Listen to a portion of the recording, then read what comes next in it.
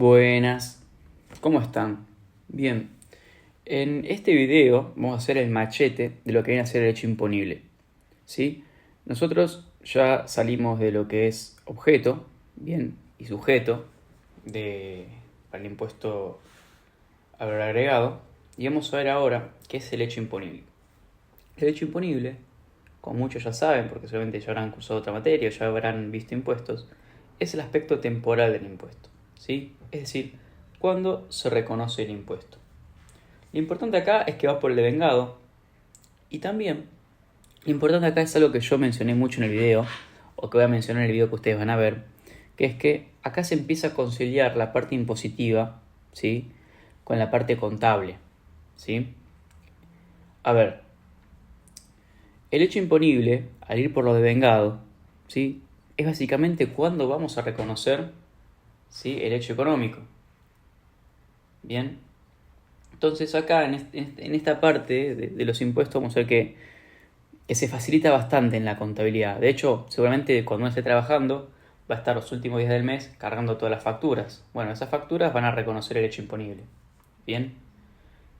Entonces, no nos vamos a adentrar mucho porque la verdad que es corto el tema, ¿sí?, y el video yo traté de especificar bastante, sino que a mí lo que me interesa es explicar la importancia de este aspecto temporal.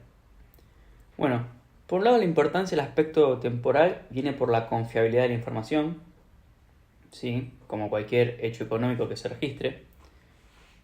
La segunda parte importante es entender a través de la prolijidad, ¿sí?, en una suerte de cronología, ¿sí?, entender qué normativas se pueden aplicar o no. Van a ver que yo en el video hago un ejemplo de, bueno, si el hecho se realiza en tal momento, ¿bien?, y sale una nueva normativa en otro momento. ¿Cómo se reconoce el hecho imponible? ¿Cómo se trata? Bueno, eso lo vamos a ver en el video, ¿sí? Esa es la importancia, ¿sí? Cómo se trata las normativas, ¿sí?, a partir de el hecho imponible. O mejor dicho, cómo se trata el hecho imponible a través de las normativas. Bien. Ahora viendo el video por arriba parece complicado, pero no es tan difícil. A ver, básicamente, cuando vos reconozcas el día en que hiciste tal operación, vas a saber si tal normativa se aplica o no.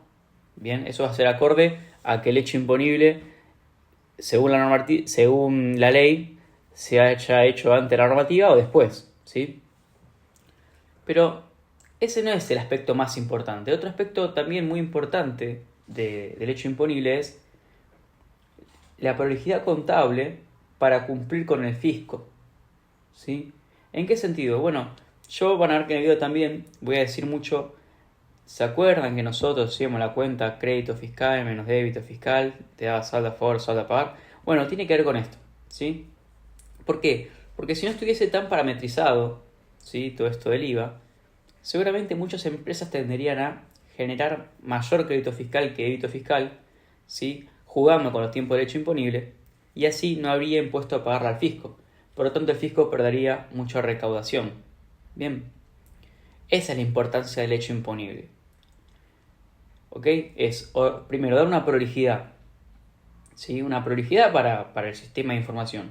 Segundo, que esa prolijidad nos diga si se aplica o no se aplica acorde a la aparición de nuevas normativas, ¿sí?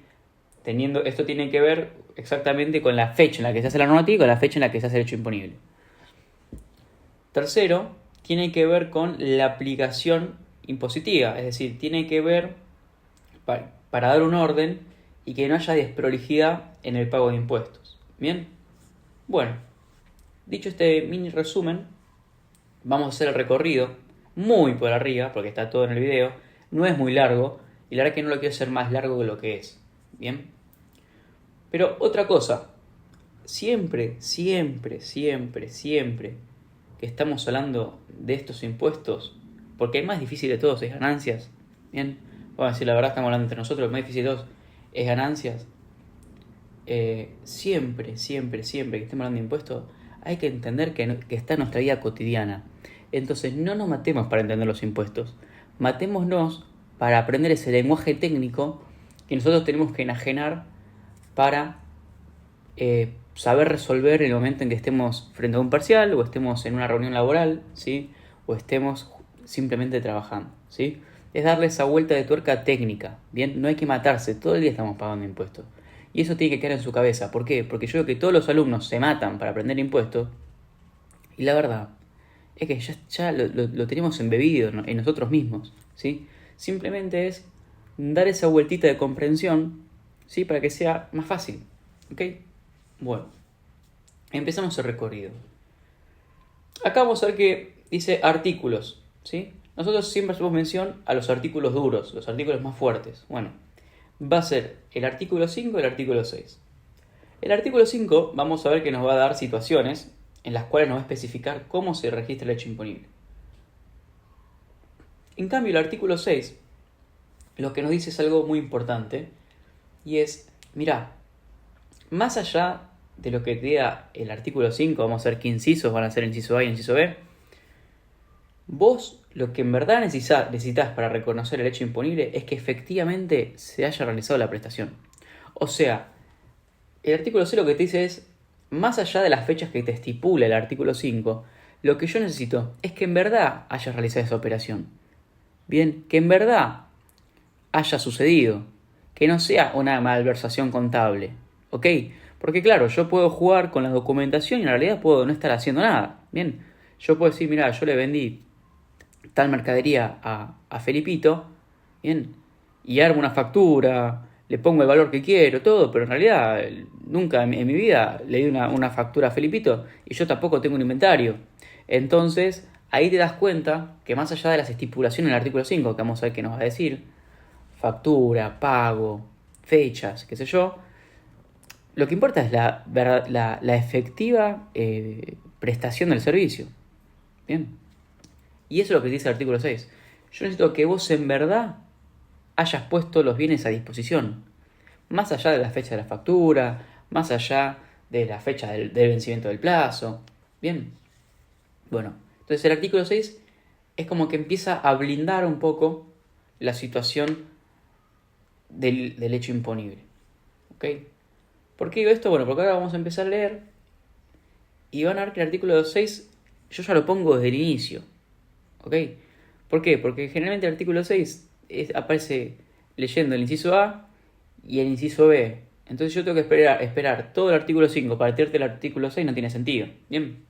Entonces lo hago desde un principio. Bueno, entonces volvemos. Dice artículos. Los artículos duros va a ser el artículo 5 y el artículo 6. Ahora digo, vamos a comenzar el recorrido. Bien. Bueno, empieza. Artículo 5. Bueno, entonces empezamos leyendo el artículo 5 y dice, comienza indicando cuál es el nacimiento del hecho imponible. Como yo dije anteriormente, dice, la importancia del artículo 5 es que inmediatamente se complementa con el artículo 6. Bien. Después sigue, dice, el artículo 5, inciso A, comienza explicando un razonamiento general. Luego, los apartados explican los casos particulares. Bien, entonces, ¿acá qué ocurre? Acá lo que ocurre es que el artículo 5 empieza con una normativa y después dice excepto. Bueno, cuando dice excepto, vamos a ver estos casos. Los primeros dos vamos a leerlos. Dice, provisión de agua, energía eléctrica o gas. El segundo dice, provisión de agua vía medidor a consumidores finales. Uno dice, en principio, che, pará, esto es muy parecido. Bueno, sí, bastante parecido. Acá la diferencia la hace en que aparece el consumidor final. Y al aparecer el consumidor final, aparece el tratamiento de los deudores incobrables. Vamos a ver en la clase que los deudores incobrables no tienen un tratamiento en el IVA, ¿bien? Pero el IVA los va a reconocer, ¿sí? O sea, va a estar alcanzada por la ley del IVA el concepto del deudor incobrable, pero el IVA no los va a tratar como una cuenta contable, ¿sí? Después lo vamos a ver con otros artículos del DR para que se vayan dando una idea de cómo viene la mano. Después, nosotros vamos a ver la venta de bienes primarios y la permuta de bienes primarios. La venta de bienes primarios va a tener un tratamiento en el cual vamos a ver que no se hace en el momento de la transacción, sino que se hace en el momento de la determinación del precio. Y acá lo mismo, como nos pasó con el agua, decimos, che, pará, ¿aparece de nuevo bienes primarios? Sí, pero acá el bien primario no va a aparecer como un objeto de compra, sino como un objeto de permuta. ¿Qué quiere decir? Cuando nosotros hablamos de venta de bienes primarios, estamos diciendo, bueno, yo administro un campo, compro unos pallets de de pasto, ¿sí? Entonces, yo simplemente estoy comprando pasto. Bien, ahora, puede pasar que yo esté comprando pasto, pero a diferencia de que yo voy a hacer un servicio a la tierra. Bueno, este es el segundo caso, el de la permuta. Y eso va a tener un tratamiento, ¿sí? ¿Qué va a pasar? Este tratamiento, así como hablamos del deudor incobrables para el agua, para los bienes primarios vamos a tener el artículo 17 del DR, ¿sí? Y acá es como cerramos con el inciso B.